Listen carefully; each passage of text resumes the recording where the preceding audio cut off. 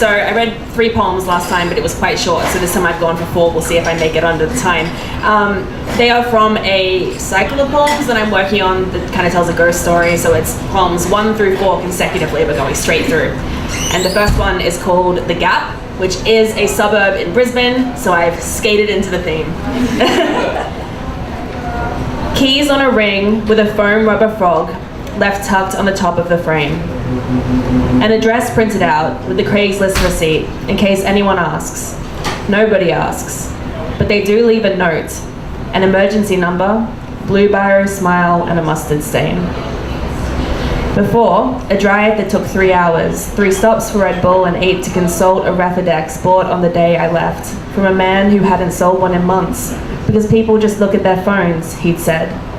But the night before, I had laid my phone, held with one foot on the edge of the curb, brought the other one down, and left it in splinters. A driveway, then, with loose stones that threatened to shatter my windshield, not least my resolve, as it stretched past the houses on either side. A staircase of dark wood and dark wood beams across creamy ceiling, a bookcase stocked with one encyclopedia, coffee rings, the specific code of abandoned things. As promised, a landline, an answering machine, hooked up to nothing, its white plastic gills choked with dust. A call to the mustard stain number because the front window is broken, 3 light bulbs are missing, the fridge has a smell. But the line seems engaged through a crackle so thick that it sounds like no sound on earth. Just as well. I will stay till the money runs out, or till the tight thing in my chest breaks open. It's always awkward, but I get you to hold the applause. And so this is the second one, it's called Giantess. Until I left, I never knew I could feel so big. When I get out of bed, I could swear the floor shakes and my bed hair brushes the roof. I knock sides on door frames and table corners, send glasses flying.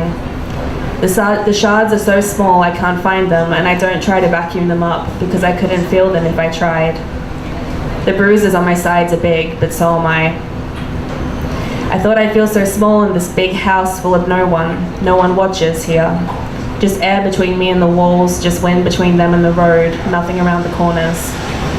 I should feel like the shards, too small to break the skin, too small to touch the walls. What am I that I expand to fill my container?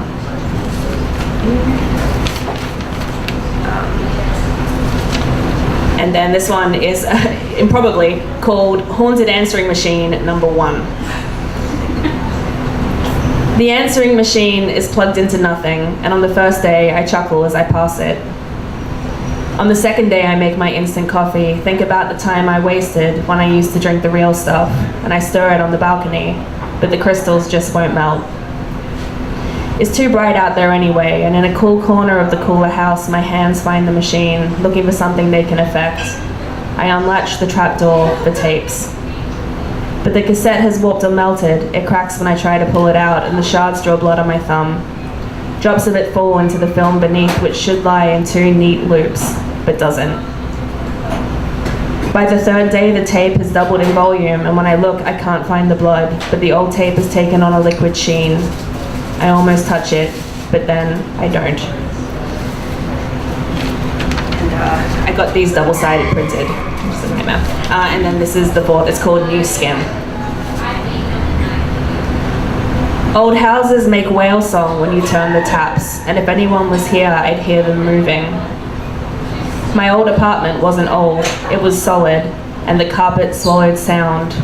But if I rolled in my chair, I could see shadows pass beneath the door, and when I pressed my cheek to one spot on the wall, thick whitewash where the plaster had been cracked beneath, I could hear the building breathe. Sometimes a house is just a house, and what if once you learn to watch, you never stop? What if you start to hear dial tones that don't sound like dial tones, taps that only run when you don't turn them, doors that open or never truly close, only to hear something? A snake growing tails just to eat them.